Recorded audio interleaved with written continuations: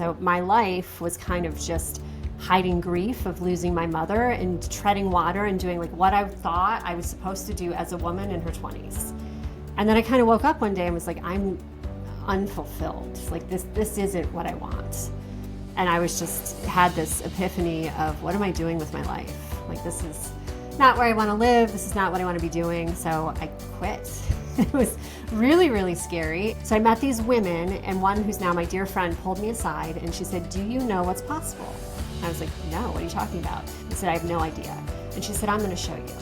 There is no age, 40, 50, 60. There are women making six figures easily just by showing up online, and it's a completely new pivot for them. It's never too late, truly. Everything I'm doing right now, I never thought in a million years that this is what I would be doing. So try it, do something new.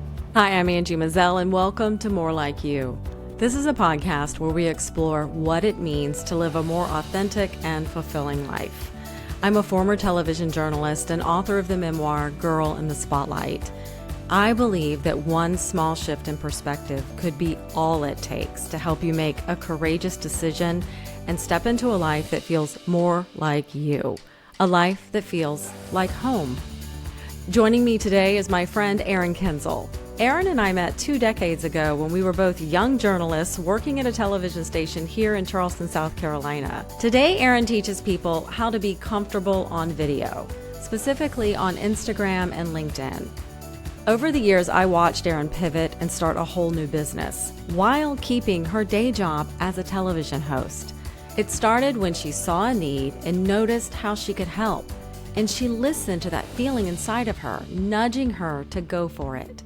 Today we go behind the scenes to hear about how she did it, and I hope it inspires you if you're feeling a nudge to shake things up and try something new. So Erin, thank you for joining me today. You have a super busy life, and we're going to talk more about that and how you manage it all. But I thought, because we are old friends and colleagues, that we could start at the beginning. I met you, we were both at Channel 5. Was this right before I left for Portland? When I started, well, first of all, you were a big deal. Like I was like the young little newbie, and I was like, oh my gosh, Angie Mazzell, our morning anchor. So like you intimidated me at first, but then I realized that you were really nice and down to earth, but you weren't there long. So when I started in 2002. Yes, that was right towards the end, and you were doing weather. And I do have to comment on that. I knew I was the morning anchor, but I have never in my life felt like a big deal. Yeah. Do you feel like a big deal? Oh, no, not at all. But I get how people can see that and feel that. But I just don't think I feel like a big deal inside my skin. No. And I think it's a misconception. You probably get this when you're on TV. People sometimes expect you maybe not to be nice or to be stuck up and snooty. Like there's just somehow this like innate perception of what they think you're going to be like. And then they're surprised when you're just a normal person, mom, trying to do the best that you can. I believe that is true. And the other thing I've realized for me is it's actually been a process of becoming more confident so I can actually step into my own shoes. I try to shake myself out of the insecurity that I have about myself. Maybe it is feeling like an imposter. Like, it's like, should I be here? Because and that's shocking to me that you feel that way.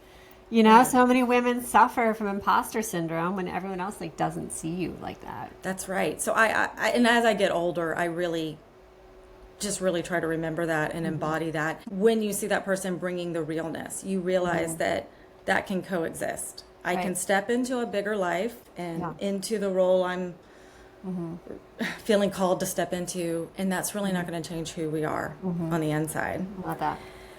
Did you know you wanted to start as a meteorologist, do the weather? Were you immediately a meteorologist, or you just started with weather? I was a fake meteorologist. I majored in journalism.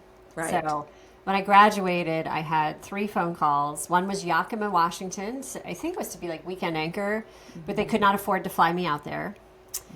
And then the other one was like Clarksburg, West Virginia. And I remember trying to call the news director back, and they did not have voicemail. And then the third option was Charleston, South Carolina. And I had done weather. We had like a PBS station in college, so I had weather on my tape. But I had a journalism degree, not a weather degree. So when Charleston called and flew me down here, I mean, they took me to, remember Blossom? Oh, yeah.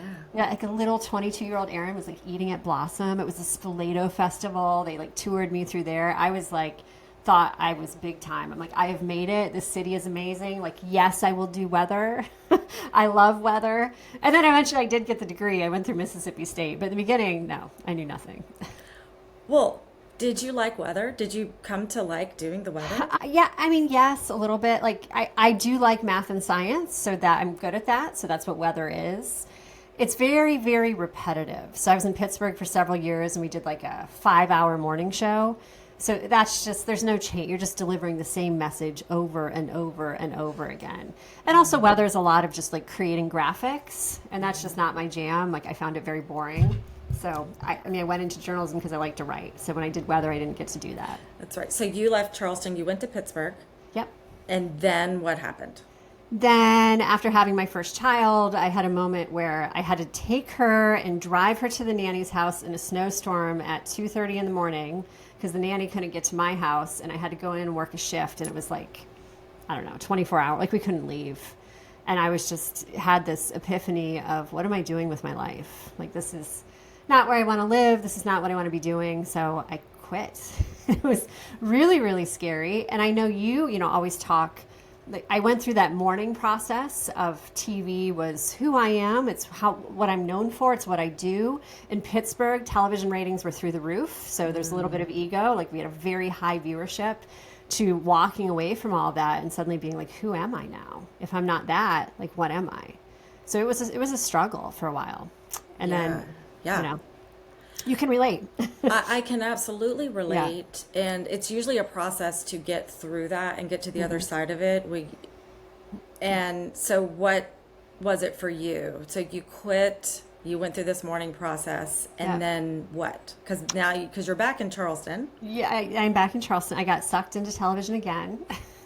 But for a couple of years, I was a copywriter. I found this online program. I went to Florida for like this conference, and I did have a few clients. Like, I wrote a yogurt, like an organic yogurt campaign, like random stuff. I helped a lot of people with crowdfunding campaigns. So that was enough. It didn't generate a lot of money, but it was enough to like give me purpose. So when I met other moms at the playgrounds, that I could say, like, this is what I do. Because I always felt like less, and I know they didn't make me feel that way. I made myself feel that way. But like, I felt very uncomfortable just being like, I don't have a job. Like, I needed to say I do something to define myself. I can relate to that because when I started blogging, there was just something, just a deep passion, and I feel like I was supposed to be writing and blogging. But when I got an online writing job and I started writing for a parenting website, it's when I started to actually feel legitimate. And I've kind of made some peace with that, that maybe we do need some outside validation that what we're doing is wanted, or there's a place for it. And then over time, balancing that internal and the external, because we do have to go out in the world and we play different roles, and our identity is wrapped up in external things too, as long as all of this helps us connect more with who we are, what we want, what makes us tick. So I can definitely relate to that. So what was Charleston? Did you have people here that I came back? Yeah, my ex-husband is from Charleston. So, so when you came back to Charleston, there were people, there was a support system. Right. There was, we didn't have family in Pittsburgh, so we had family. The weather was a heck of a lot nicer. It was an easy decision for me, because even though I'm not from here, when I left Charleston and I was gone for, I don't know, 5 or 6 years, I think, I missed it all the time. Like, I had become Charleston in the few years that I've been working at Channel 5, that I was just like, that's my new home. That's where I want to be. Yeah, Charleston is a special place. When I was reaching my career crossroads, I was starting to come to terms with, if I want to do the things I say I want to do, I'm going to have to leave Charleston. And I didn't think that mattered until things really started to happen. But I do believe whatever the place is, sometimes you either just feel a connection to a place, like places and cities have energy, and you either feel like you fit or you don't. So, well, I'm glad you made your home here, because Not It- going anywhere. Here to Right. stay at this point. So, so you're back in TV, Yeah. and at some point during the pandemic, you pivoted a little bit where you stayed on television, but you recognized a need. Yeah, so I still work in television at the ABC affiliate here, but I now run like two companies on my own. So the first one was my pandemic pivot, and that is I teach people mainly on Instagram. I'm starting to move to LinkedIn, but teach entrepreneurs, leaders how to be comfortable and connect on video. I never in a million years thought I was going to do that, but during the pandemic, when the entire world was on Zoom, I suddenly found like my inbox flooded with questions. Do I need a light? Do I need a microphone? Because we were Zooming for TV. So I was highly visible that you could see all of our interviews on Zoom. So I started getting these questions, and I decided I never posted much on Instagram other than like family pictures, cute outfits, like whatever. But I was like, I'm going to make a video that talks about how to set up your Zoom. And I posted it. I thought it was super simple, and it had tons of likes and tons of engagement. I was like, guess I'm onto something. So then I made another video that was like how to be confident on camera, and same thing. So suddenly I think I was finally getting response on my page, but I was also just bored during the pandemic that I was like, all right, I'm just going to make videos that teach people how to be on video. And I was doing it probably for 3 or 4 months, like not a ton of content, but I finally had a politician in Virginia reach out to me, and he was like, hey, can you coach me? And that was the first time. And he was like, how much? And I was like, let me get back to you. So I had to go to my husband, like, how much? How do I charge him? What's the software? Like, what do I do? I had nothing. So he was my first client, and I started doing one-on-ones then for a while, and then eventually launched like group coaching. And it just kind of evolved over the last few years. Well, and that's another example that sometimes it does take an outside thing to nudge you to go, this is viable. You have since developed your business to where you are coaching online. So that is a lot to learn. Can you tell me a little bit about that decision of I'm going to make a go for this, but I have some things to figure out, learn, and even how you developed it into products that people can buy? Tell me all your ways. Yes. Well, I feel like I got a whole nother college degree in the last few years just looking into like learning digital marketing. So to be honest, I've probably spent, I don't know, thousands of dollars easily on other coaches because I was like, I need to accelerate this process. So when I wanted to make a course, I paid someone, $1,000 to teach me how to make a course and went through her modules and learned how to do it. So that certainly has helped along the way. My husband wouldn't say I'm patient, but when it comes to technology, I will sit and I will take the time and I will figure it out. So I think that's like, I meet so many people that come to me and they want to create courses and they're wonderful. They have so much knowledge they could share, but they won't take the time to figure out the tech. And it has gotten a lot easier than it used to be, but you just need to like sit down.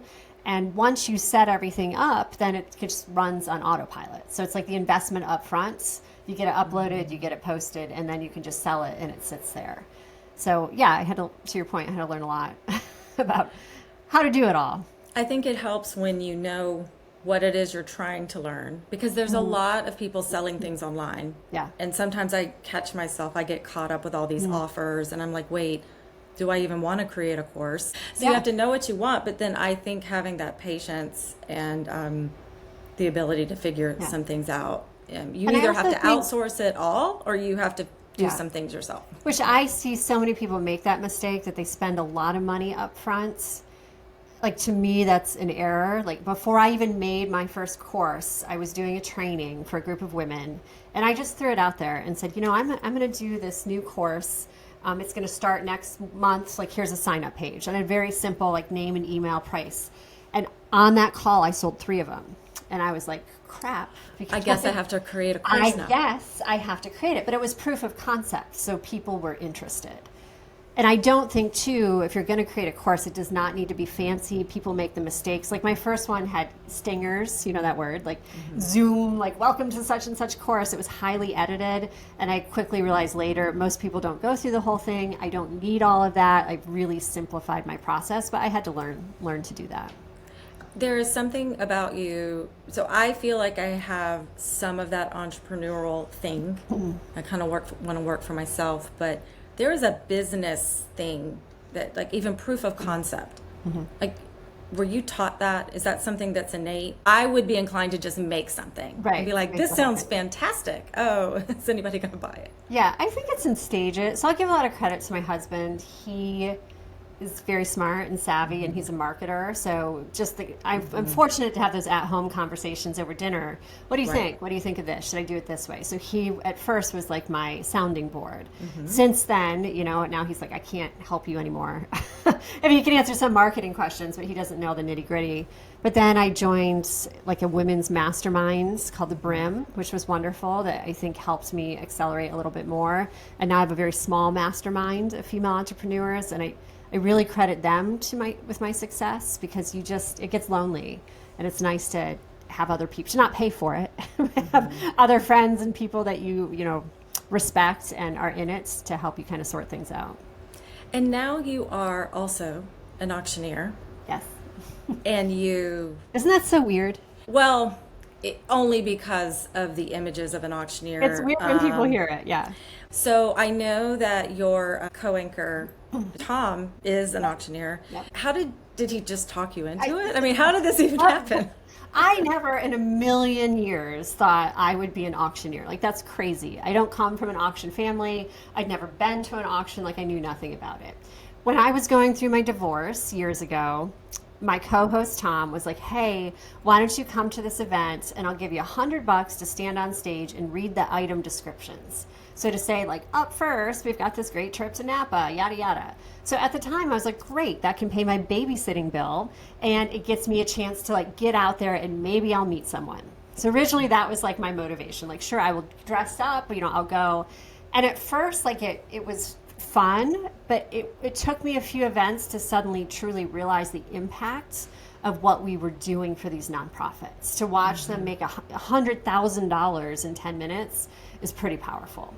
So even when I was working with Tom, like, auctions were not my priority. It was just something cool to do. Pandemic hit, all of auctions stopped. Then the world reopened. I had like a handful of auctions. And there is like continuing education I'm called a benefit auctioneer, really specialized. And I was like, you know what? You know how you're just called to do something? Like, I wasn't doing a lot of auctions. I was like, I feel like I'm going to spend this money and I want to go to Vegas and I want to learn more. And as an introvert, for me to go to Las Vegas by myself and be around people I don't know, it was like horrifying. Like, it's just not what I wanted to do. The first night I ate in my room by myself. But long story short, I met all these other benefit auctioneers across the country, and half of them were women. And I had no idea they existed. Like, my only people that I knew as auctioneers were men. So I met these women, and one who's now my dear friend pulled me aside, and she said, do you know what's possible? And I was like, no, what are you talking about? She said, do you know what is possible as a female auctioneer? I said, I have no idea. And she said, I'm going to show you. So we traded. I coached her in video. She coached me in setting up my auction business. And things have blown up. And it took one woman to see something and say, this is what I built, that's what she's built, that's what she's built, you can do it too. I interviewed someone yesterday, and it was a similar theme of how sometimes it really takes one person who has a vision that maybe you can't see or believes in you, mentors you, and it can change everything. Yeah. So now we travel. I mean, I travel all over the Southeast. We did 50 events last year. Wow. We've raised millions and millions of dollars. Like, it's insane. And now I brought on another auctioneer because I want to be that person for someone else. Wow. Like, I want to say to someone, do you know what's possible? There were so many reasons that I wanted to have you on the podcast. One is this through line of pivoting and changing that I feel is very intriguing to women in general, people who maybe want to change. Let me just start with, you never could have imagined any of this? Did you just sort of have a vision for how your life was going to play out and then it shifted? Or were you always kind of open to, we'll just see what happens? I'll go back to my first marriage. And, it's just, I got married very young. My kids came from that marriage. Like, I'm grateful for that. I did that because that's what I thought I had to do, right? Like, at a young age, I just lost my mom. Like, I need to get married. I need to do this. So my life was kind of just hiding grief of losing my mother and treading water and doing like what I thought I was supposed to do as a woman in her 20s. And then I kind of woke up one day and was like, I'm unfulfilled. It's like this isn't what I want. And I think that's when I really reevaluated, like, life is short, as we all know. I worried what would happen when my kids left. And then I just felt like I'd be stuck and unhappy. So long story short, when you get divorced, you get hungry because you lose half of what you have. It gets split up. So I think that was my initial drive. Like, oh my gosh, I need to figure something out. Like, I need to increase my revenue personally. But it just made me shift to, like, what is important. It made me shift to finding purpose, that, like, I want to do something that has meaning to me. Yeah. And that's both of what I do. The videos helping other people. When they say, like, you changed my social media presence, like, I love this. Thank you for what you've done. Like, that's so rewarding. When I go to a nonprofit and we raise, $1 million, like, that's so rewarding. So I just really want to focus on what I can do that changes people. I was going to ask you, what do you feel like is the bravest thing you've ever done? Was it leaving your marriage, or was it something else? What feels like the biggest leap of faith you've ever taken? Yeah, I mean, that was definitely it. I also, though, like, and this sounds very minor compared to that, but that first reel I posted teaching people how to Zoom, I'm not kidding you. Like, I felt like I wanted to throw up when I posted it, which sounds wild, right? But I was like, because it wasn't what I did. Like, I didn't teach people. It was so against, like, who I am and what I do. And I know it's so minor, but that was like a massive shift for me to decide to create a new persona online. Was a big deal. And I had to ease into that process, but because you worry, like, who's going to judge me? Like, who is she? Who does she think she is creating this content? Who does she think she is being an auctioneer? Like, making those massive steps were hard at first. So let's go back to that. When you decided, I'm going to make this reel to show people how to Zoom, and it made you want to throw up because it was such a vulnerable moment. And it wasn't even a vulnerable post. That's what's so silly. It was like, right, but for you, something was stirring up with you. Like, I don't do this. I don't teach people how to do this, and I'm stepping into this new thing. What was it that pulled you to do it anyway? Can you even describe whatever is going on when you feel pulled to do something? I think I had a big picture in my head of, like, what if this is something that I could do? What if posting this video helps people? What if down the line I could train people? What if I could go do corporate trainings? Like, always there was, like, this big, we call it the hairy audacious goal, BHAG, that what it could be, but I never verbalized it to anyone because it seemed so silly at the time. So you had a vision, and I believe in those. I mean, I call it a vision, where it's just a scene in my head where I get a flash of what something could be. So you have a really busy life at this point. You are remarried. You have a blended family. How many girls do you have now? Four daughters together. 4 daughters, and you were doing many things that I'm doing. You're running them to the competitions and the sporting things, and you have a day job and another whole career. You have like at least 3 things going on that I can count. I think there's more. How do you do that? How do you manage it? I don't know. I mean, honestly, Angie, there are days I'm like, I don't. Like, the morning seems so long ago. I would say, first of all, I wake up very early. Being, working in morning television for so many years, like, I still innately wake up early. So most days I'm up by 4:30. So there's that quiet time early on is kind of like my slamming time to get stuff done, like, personally for my business. I have the, like, adapter in my car, so I bring my laptop when I'm waiting for kid pickup. A lot of times, like, I'm on my laptop there. And also, I just have a very supportive husband. He does the majority of the cooking. Like, he does laundry. He works from home, so it's nice that he's kind of home all day to kind of keep things up and running too, and being, like, very helpful. Yeah, it's always good to have support or recognize where that support is, and I'm sure it's different for everyone.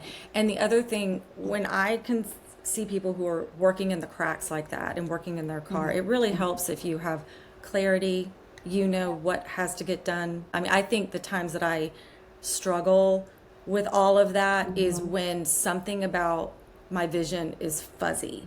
So if I'm not completely clear on what is the most important thing right now, or what am I even trying to accomplish, that is just something I've noticed. Do you feel pretty laser focused? Do you feel really clear? I go in and out. I mean, like, I agree with you. If I'm fuzzy and what I'm trying to accomplish, like during the holidays, I probably took 3 weeks or so off of Instagram. It was delightful, by the way. But I wasn't promoting anything. I just felt silly. I was like, I don't even know what I want to post. So I felt very fuzzy, so nothing happened. Yeah. So like if I am focused, though, if I have like a goal, back to the news deadlines, right? Like I need to get this done in 2 weeks, then certainly helps. I saw you speaking on a panel about, I don't know, it was a year or two ago, and I loved how vulnerable that conversation was between the people who were on the panel and the audience and just asking real questions. But something I remember you talking about is either narrowing or being very intentional about who you spend your time with. Just really having a very low tolerance for negativity and drama and gossip.